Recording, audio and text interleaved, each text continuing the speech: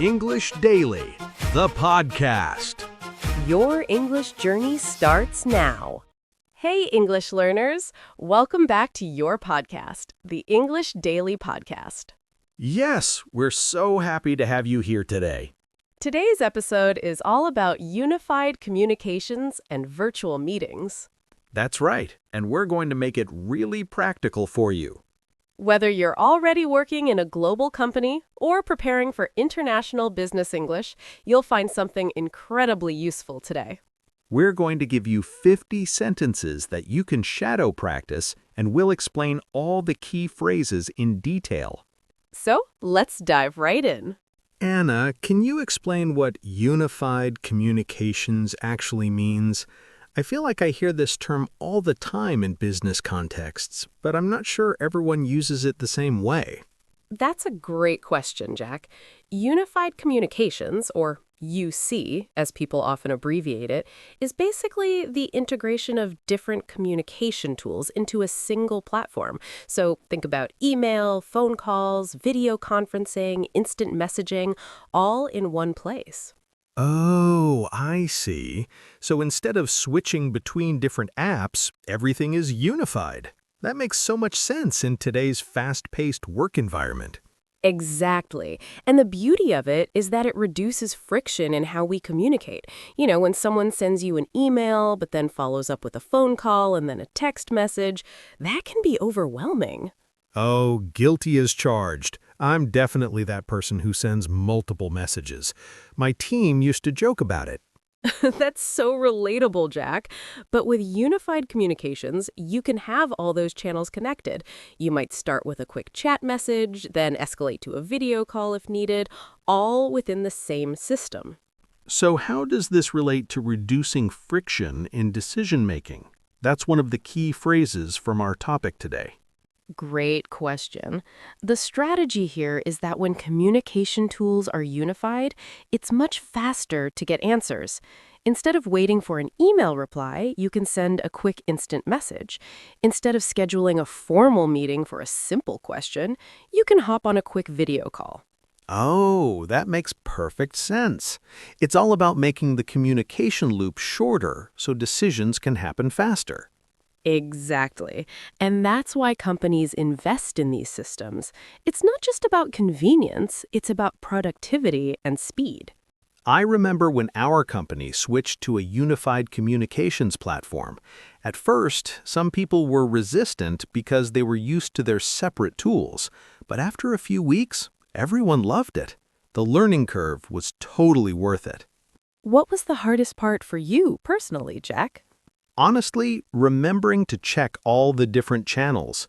Like, I'd forget to check the chat function because I was so used to only checking email. But once it became a habit, it was smooth sailing. That's completely normal.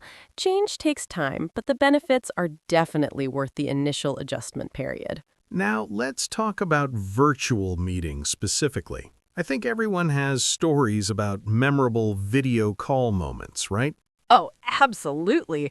I remember one meeting where someone's cat walked across the keyboard during an important presentation.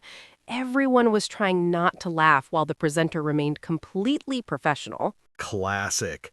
I've seen people forget they're on camera and start eating lunch. Or worse, have a wardrobe malfunction. Virtual meetings have created a whole new set of etiquette rules. They really have, and it's important to understand these unwritten rules because they affect how professional you appear in the workplace. Let me share some key etiquette points. Please do. This is exactly what our listeners need to know. First, always test your technology before the meeting. Make sure your camera works, your microphone is clear, and your internet connection is stable. There's nothing more awkward than starting a meeting with technical difficulties. That's so important. I'd add that you should also check your lighting. I once had a meeting where I was completely backlit and looked like a silhouette the whole time. Oh no, that's a great point. Good lighting makes such a difference. And another thing is to mute yourself when you're not speaking, especially in larger meetings. Absolutely. Background noise can be really distracting. I've been in meetings where someone's keyboard clicking or dog barking in the background completely derailed the conversation. Yes, and that's why muting is such a simple but powerful tool. Also, try to look at the camera when you're speaking, not at the screen. It creates a more personal connection with the other participants. What about dress code? Do you think casual attire is okay for virtual meetings? It depends on the company culture and the type of meeting. For client-facing meetings or more formal settings, business casual is usually safe. But for internal team meetings, many companies have become much more relaxed since the pandemic. I'd say, when in doubt, dress slightly more professional than you think you need to. It puts you in the right mindset, too. That's such good advice, Jack. And one more thing, try to minimize distractions in your background. A clean, professional-looking space makes a big impression. Definitely. I use a virtual background now because my actual office isn't the most photogenic. It's a simple solution that works great. These are all such practical tips. Your listeners should definitely try implementing at least one of these in their next virtual meeting. Now let's get into the meat of today's episode, the actual phrases. I know our listeners are eager to learn the professional language they need for video calls. Yes, we're going to give you 50 sentences today, but let me break down some of the most important categories first. These are phrases you'll use again and again in professional video calls. What's the first category? Starting and ending calls professionally. For starting, you might say, "Thanks for joining us today," or "I appreciate you taking the time to meet virtually." For ending, you could use, "I think we've covered everything," or "Let's follow up on this via email." Those are so useful. What about when you need to interrupt or add something? That's a great question. You might say, "If I could just add something here," or "Sorry to interrupt, but I think this is important." Or you could use "building on what name said" to smoothly add your thoughts. I love building on. It makes you sound collaborative rather than confrontational. Exactly. And for agreeing or disagreeing, you can say, "I see your point," or "That's an interesting perspective." For politely disagreeing, "I understand where you're coming from, but have we considered," works really well. These phrases are so important because they help you navigate potentially difficult conversations gracefully. Another important category is asking for clarification. You might say, "Could you elaborate on that?" Or "What do you mean by exactly?" Or "Can you give me an example?" What about when you need to confirm understanding? Sometimes I worry I've misunderstood something important. Totally understandable. You can say, "Just to confirm, you're saying that," or "So what I'm hearing is," or "Let me summarize what we've agreed on." Those are perfect for ensuring everyone is on the same page, especially in important decision-making meetings. And for managing time, you might say, "We have about 10 minutes remaining," or "Let's speed up a bit to cover everything," or "We may need to schedule another call to discuss this further." Time management in virtual meetings is so crucial. People often lose focus when meetings run long, so these phrases are really valuable. Absolutely. And we'll give you even more phrases in our vocabulary breakdown section later, but these should get you started with confidence. I can't wait to see our listeners practice these. They're going to sound so professional. Let's dive deeper into this strategy of using real-time messaging to reduce friction in decision-making. This is a key part of our topic today. Yes, this is where unified communications really shines. When you have instant messaging integrated with your communication tools, you can make decisions much faster than waiting for email threads. I see what you mean. Email can take hours or even days to get a response, but a quick chat message might get a reply in minutes. Exactly. And it's not just about speed, it's also about accessibility. With real-time messaging, you can reach people who might be in different time zones or busy with other tasks. What's the best way to use real-time messaging for decisions without overwhelming people? Great question. The key is to be concise and clear. Instead of sending multiple short messages, combine your thoughts into one comprehensive message. Also, use at mentions to get someone's attention when you need a specific response. I used to be terrible at this. I'd send like 5 messages in a row, each adding a new point. My colleagues would get frustrated because they didn't know where to start responding. That's such a common mistake, Jack. But the good news is, it's an easy fix. Just take an extra 30 seconds to compose a clear, complete message. What about when you need a quick yes or no decision? What's the best approach? You can be direct, but polite. Something like, quick question, can we proceed with option A? Need your approval by end of day. Or, just confirming, are you okay with this approach? No need to respond if it's fine. Those are really practical. And I guess the follow-up is important too. Once you get the decision, confirm it so there's no confusion later. Absolutely. You could say, great, thanks for the quick response. I'll proceed with option A. Or, confirmed, proceeding as discussed. I'll send a summary email shortly. Are there any pitfalls to avoid with real-time messaging in professional settings? Yes, a few important ones. Don't use instant messaging for sensitive or complex topics that really need a face-to-face or video conversation. Also, be mindful of tone. Text can sometimes come across differently than you intend. Oh, that's so true. I've definitely misinterpreted the tone of a message before. Everyone has. That's why using emoji or clear language helps. You might say, no worries at all, with a friendly emoji to ensure your tone lands correctly. I've become quite the emoji user in professional chats. It helps soften messages. As long as it's appropriate for your company culture, that's totally fine. The goal is clear, effective communication. Let's be honest, virtual meetings and unified communications aren't always smooth sailing. What are some common challenges people face? Oh, where do I start? Technical difficulties are probably the most common. Poor internet connection, audio issues, video not working. These can derail meetings completely. I've had meetings where we spent the first 15 minutes trying to get everyone's technology working. It's so frustrating. It really is. That's why having a backup plan is crucial. Maybe have a phone number people can call into or use a different platform as a backup.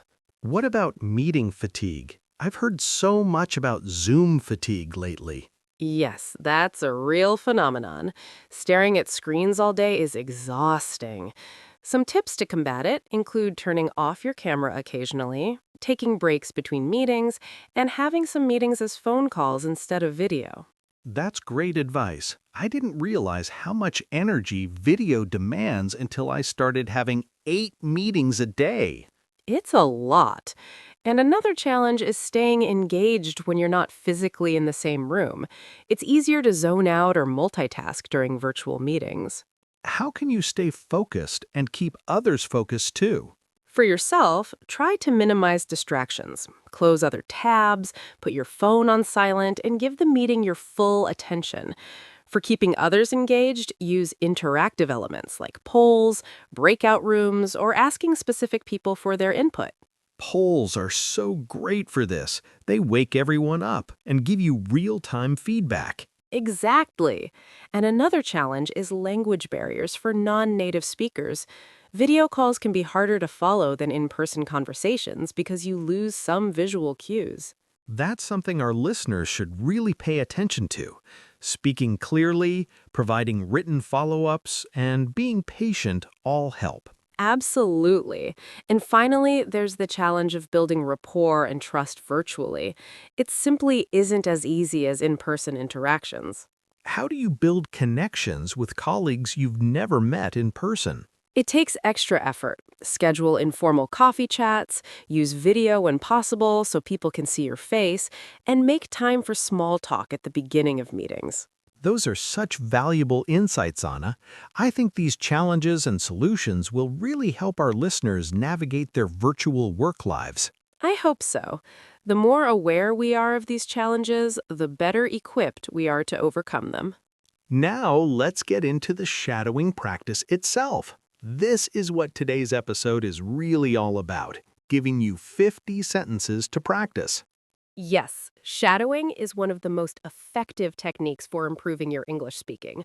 You listen to native speakers and then repeat what they say, trying to match their pronunciation, intonation, and rhythm. Why is shadowing so effective? I've heard about it, but never really understood the science behind it. Great question. When you shadow, you're training your mouth to produce English sounds automatically. It's like muscle memory for your speech. The more you practice, the more natural it becomes. That's fascinating. So it's not just about memorizing phrases, it's about training your mouth and brain to work together in English. Exactly. And another benefit is that you absorb the natural rhythm and flow of English. Instead of speaking in choppy, robotic sentences, you'll start sounding more conversational. I love that. What are some tips for effective shadowing? First, start with materials that match your level. If they're too difficult, you'll get frustrated. If they're too easy, you won't grow. For this episode, we've designed the sentences to be accessible for intermediate learners. What's the best way to practice? Should I do it every day? Consistency is key. Even 10 to 15 minutes daily is better than 1 hour once a week. Try to find a quiet space where you can focus without distractions. What about recording yourself? Is that helpful? Absolutely. Recording yourself and then comparing it to the original is one of the best ways to identify areas for improvement. You might be surprised by how different you sound from what you hear in your head. That's a great point. I should start doing that more often. You will hear yourself more objectively, and that's where real progress happens. Also, don't be afraid to pause and repeat difficult phrases multiple times. Repetition is your friend. How long will it take to see results from shadowing? Honestly, it varies from person to person, but most learners see noticeable improvement within a few weeks of consistent practice. The key is sticking with it, even when you don't feel like you're making progress immediately. That's so encouraging. Our listeners should remember that every bit of practice counts. Absolutely. And today's 50 sentences cover the most common situations you'll encounter in professional video calls. So, let's get into the actual shadowing material. Okay, here comes the vocabulary section. We're going to break down 20 key phrases that you'll use constantly in unified communications and virtual meetings. Let's start with some essential starting and ending phrases. Thanks for joining us today. This is a warm, professional way to welcome participants to a virtual meeting.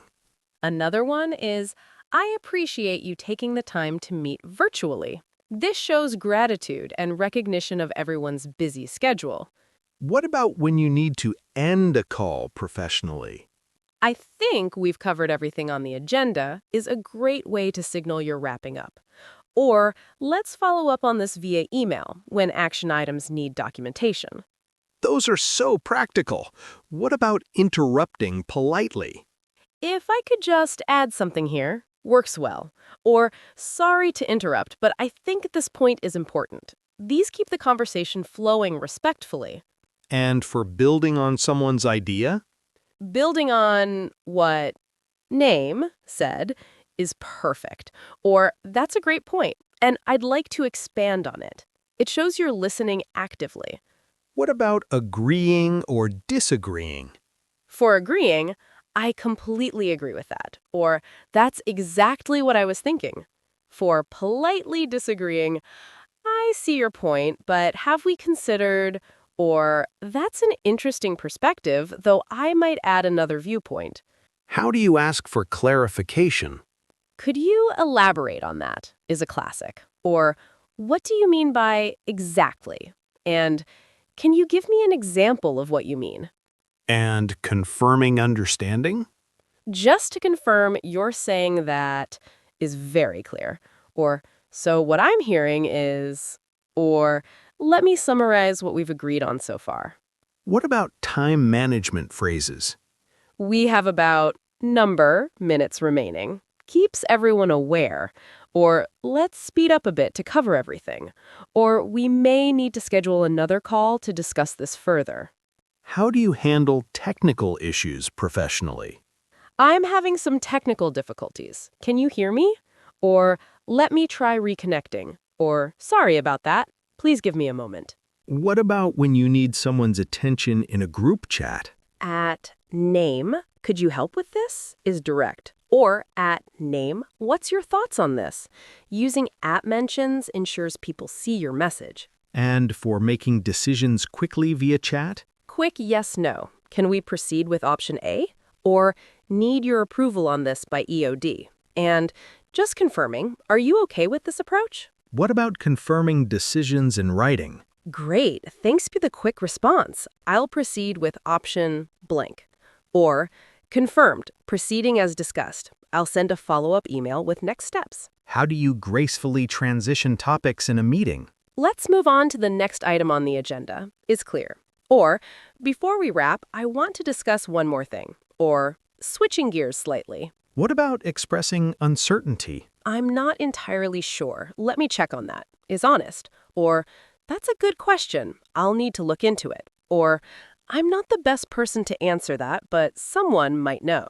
And for encouraging participation? I'd love to hear everyone's thoughts on this. Invites input. Or, what does everyone think? Or, does anyone have any different perspectives? What about wrapping up action items? So, to summarize, name will handle task by date, ensures clarity. Or, let's review the action items before we close. Or, I'll send a follow-up email with next steps. These 20 phrases are going to be so incredibly useful for our listeners. Now let's get to the 50 sentences. These are organized by common scenarios you'll encounter in professional video calls. Read each sentence, then repeat it out loud. Try to match the rhythm and intonation. Don't worry if it feels awkward at first. That's completely normal. Sentence 1. Thanks for joining us today, everyone. Thanks for joining us today, everyone. Sentence 2. I appreciate you taking the time to meet virtually. I appreciate you taking the time to meet virtually. Sentence 3. Let's wait a moment for everyone to join. Let's wait a moment for everyone to join. Sentence 4. Can everyone see my screen? Can everyone see my screen? Sentence 5. I'm having some technical difficulties. Bear with me. I'm having some technical difficulties. Bear with me. Sentence 6. Who's going to be presenting first? Who's going to be presenting first? Sentence 7. If I could just add something here. If I could just add something here. Sentence 8. Sorry to interrupt, but this is important. Sorry to interrupt, but this is important. Sentence 9. Building on what Sarah said. Building on what Sarah said. Sentence 10. That's a great point, John. That's a great point, John. Sentence 11. I completely agree with that assessment. I completely agree with that assessment. Sentence 12. I see your point, but have we considered the alternative? I see your point, but have we considered the alternative? Sentence 13. Could you elaborate on that a bit more? Could you elaborate on that a bit more? Sentence 14. What do you mean by immediate action? What do you mean by immediate action? Sentence 15. Can you give me an example of what you mean? Can you give me an example of what you mean? Sentence 16. Just to confirm, you're saying we should proceed with Plan B? Just to confirm, you're saying we should proceed with Plan B? Sentence 17. So what I'm hearing is we need to accelerate the timeline. So what I'm hearing is we need to accelerate the timeline. Sentence 18. Let me summarize what we've agreed on so far. Let me summarize what we've agreed on so far. Sentence 19. We have about 15 minutes remaining. We have about 15 minutes remaining. Sentence 20. Let's speed up a bit to cover everything on the agenda. Let's speed up a bit to cover everything on the agenda. Sentence 21. We may need to schedule a follow-up meeting. We may need to schedule a follow-up meeting. Sentence 22. Does anyone have any questions so far? Does anyone have any questions so far? Sentence 23. I'd love to hear everyone's thoughts on this. I'd love to hear everyone's thoughts on this. Sentence 24. What does the team think about this proposal? What does the team think about this proposal? Sentence 25. Does anyone have a different perspective? Does anyone have a different perspective? Sentence 26. Let's take this offline and discuss it later. Let's take this offline and discuss it later. Sentence 27. I'll send a follow-up email with the details. I'll send a follow-up email with the details. Sentence 28. Can we circle back to this point? Can we circle back to this point? Sentence 29. What's the next step in this process? What's the next step in this process? Sentence 30. Let's review the action items before we close. Let's review the action items before we close. Sentence 31. David will handle the client outreach by Friday. David will handle the client outreach by Friday. I'll need to check with my team before giving a final answer. I'll need to check with my team before giving a final answer. That's outside my area of expertise, but I can find someone who can help. That's outside my area of expertise, but I can find someone who can help. Great question. Let me look into that. Great question. Let me look into that. How does this align with our quarterly goals? How does this align with our quarterly goals? Let's switch gears and discuss the budget. Let's switch gears and discuss the budget. Moving on to the next topic on our agenda. Moving on to the next topic on our agenda. Before we wrap, I want to cover one more thing. Before we wrap, I want to cover one more thing. I think we've accomplished everything we set out to do. I think we've accomplished everything we set out to do. Thanks, everyone, for your time and participation today. Thanks, everyone, for your time and participation today. Looking forward to our next meeting. Looking forward to our next meeting.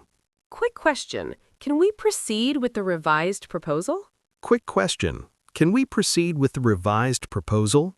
Need your input on this by end of day, if possible.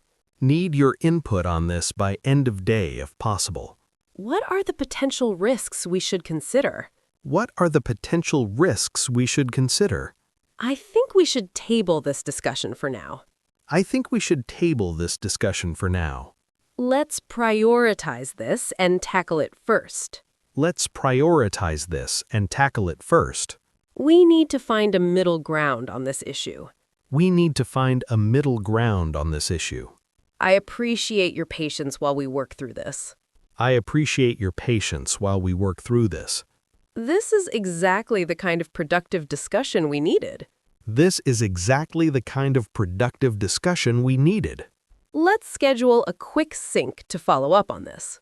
Let's schedule a quick sync to follow up on this. Now it's time for some reflection questions. These are for you to think about after the episode. Grab a pen and paper if you'd like. Question 1. What unified communications tools does your company use, and how comfortable are you using all of them? Question 2. Think about your last virtual meeting. What went well, and what could you have done differently? Question 3. Which of the 50 sentences we practiced today do you think you'll use most often in your professional life? Question 4. How do you currently handle technical difficulties during video calls? Is there room for improvement? Question 5. In what ways could you use real-time messaging more effectively to speed up decision-making in your work? Question 6. What challenges do you face with virtual meetings, and which strategies from today might help? Question 7. How often do you practice shadowing English? What could you do to make it a more consistent habit? Question 8. Which phrases for agreeing, disagreeing, or building on ideas do you find most useful? Why? Question 9. How do you build rapport with colleagues you've never met in person? What techniques could you try? Question 10. After today's episode, what specific goal will you set for improving your virtual communication skills? We hope you found today's episode valuable. These 50 sentences and all the vocabulary we covered will serve you incredibly well in your professional video calls. Remember, consistent practice is key. Try to use at least a few of these phrases in your next meeting. You might be surprised by how natural it becomes. And don't forget to shadow these sentences regularly. The more you practice, the more confident you'll sound. If you found this episode helpful, please share it with friends who might benefit from improving their business English. Thanks for listening, and we'll see you next time on the English Daily Podcast. Take care, everyone. Keep practicing and keep improving. Bye for now. Bye. Your learning journey doesn't stop here. Keep improving your English. Click the next video or explore more episodes we've picked just for you. See you in the next lesson.